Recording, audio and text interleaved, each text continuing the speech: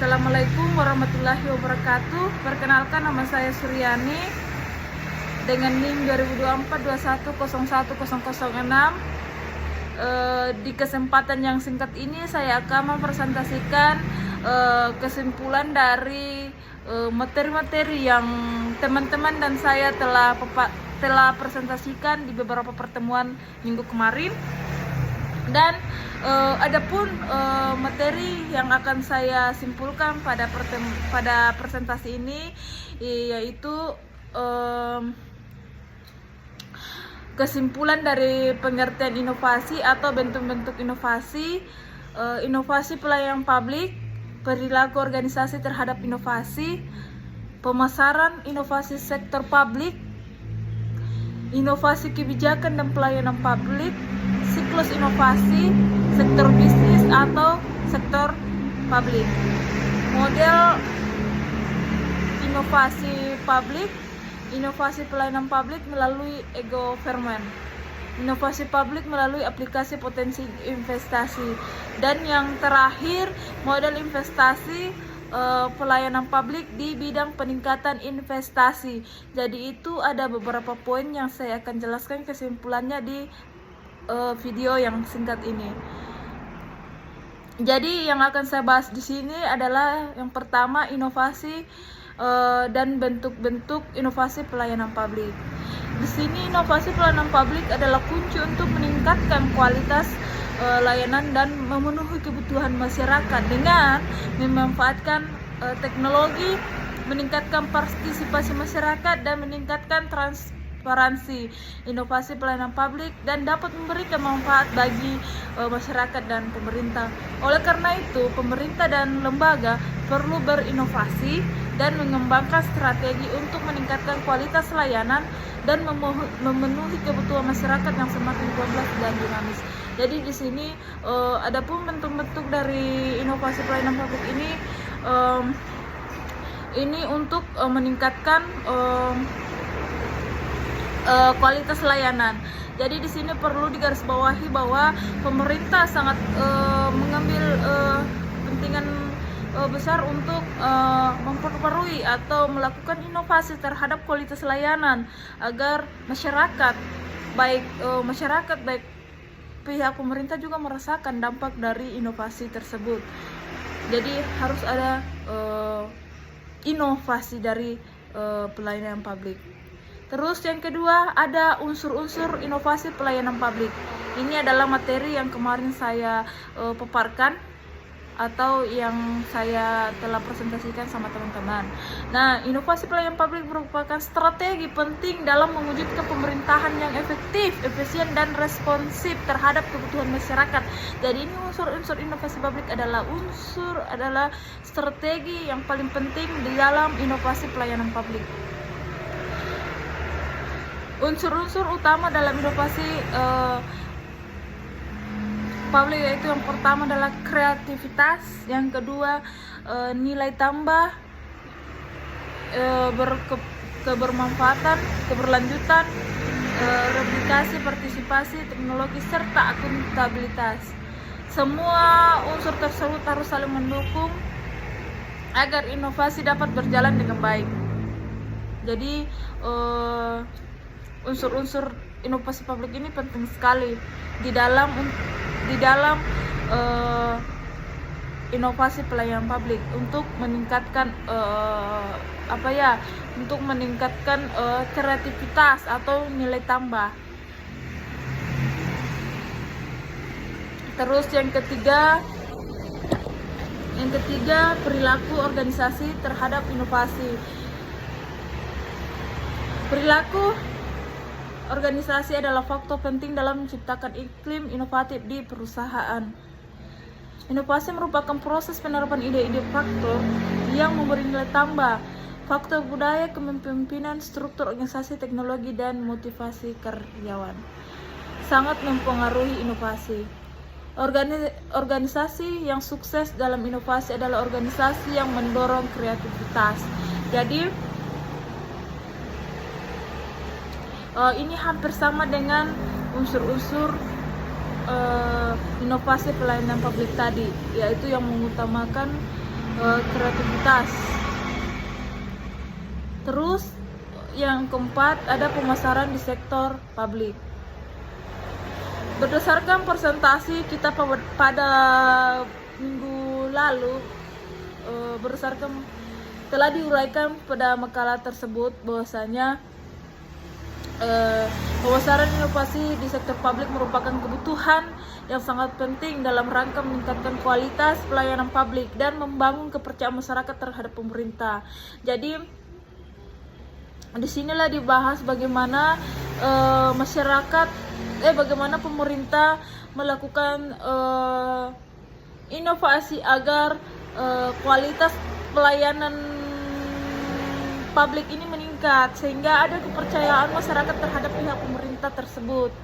Jadi untuk hal itu perlu ada inovasi pemerintah agar masyarakat itu dapat mempercayai pemerintah. Inovasi sebagai keharusan dalam era globalisasi, apalagi sekarang kita sudah di era digital 4.0. Jadi perlu ada kemajuan.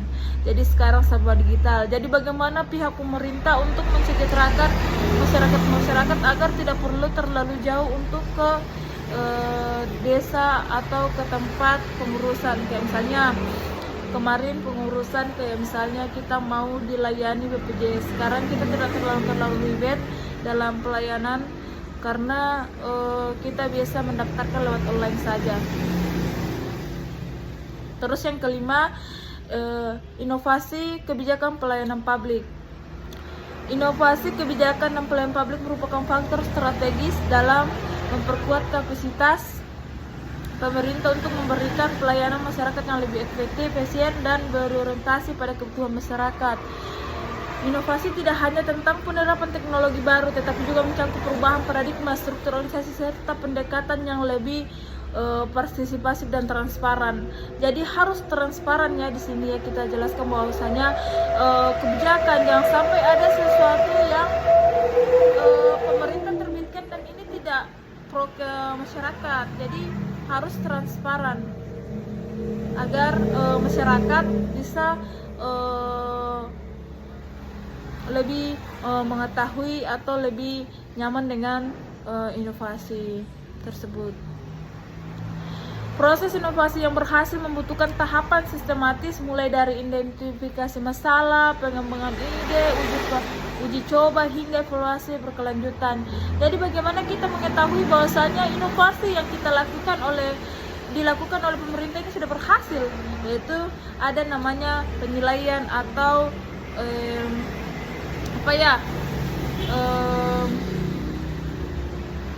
biasanya ada itu kayak penilaian ulasan dari masyarakat. Apakah ulasan dari masyarakat ini sudah dinilai bagus terhadap pelayanannya kita atau belum?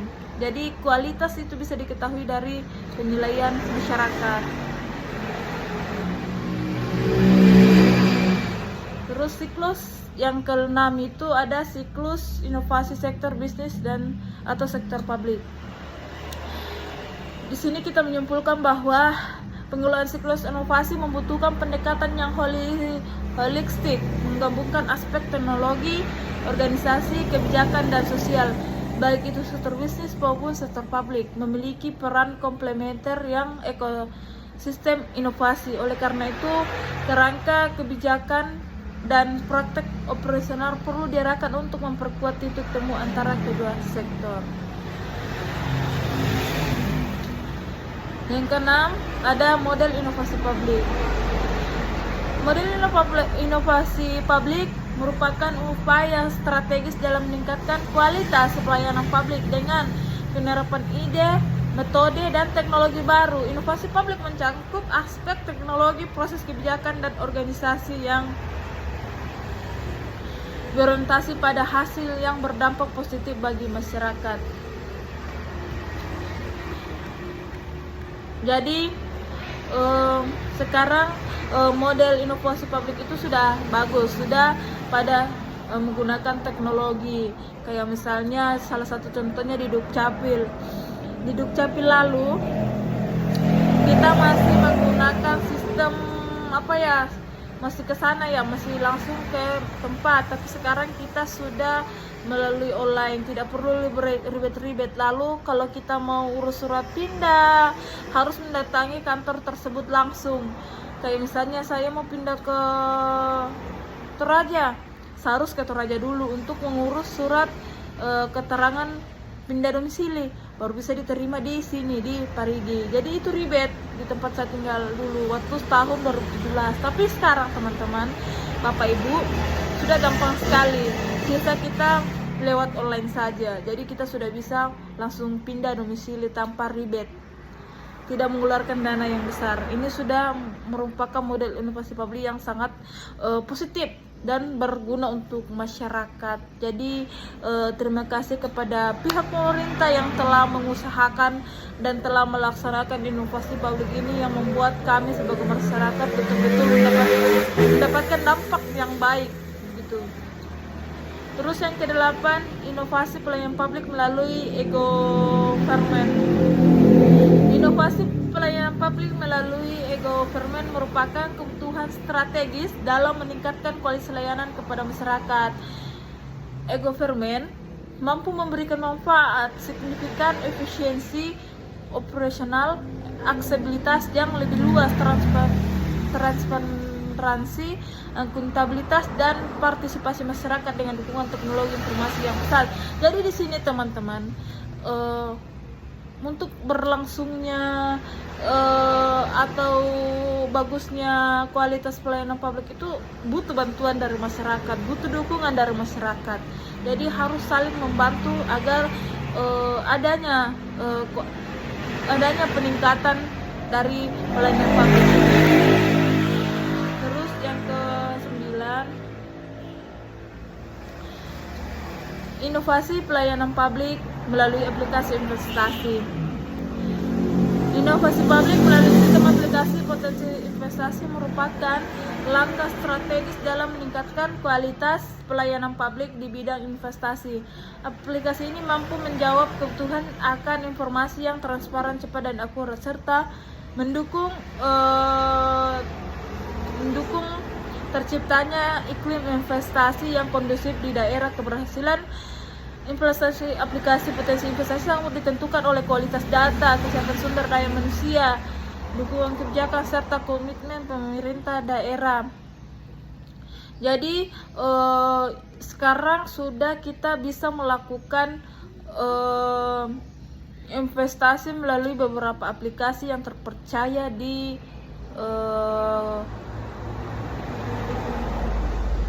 platform media sosial. Jadi sekarang untuk melakukan investasi itu sudah sangat mudah teman-teman. Ada aplikasi kayak lupa juga namanya itu aplikasi, dan itu juga sudah diawasi oleh OJK, jadi itu terpercaya. Dan ada juga lagi beberapa aplikasi investasi yang sudah terjamin keamanannya, yang bisa digunakan oleh teman-teman.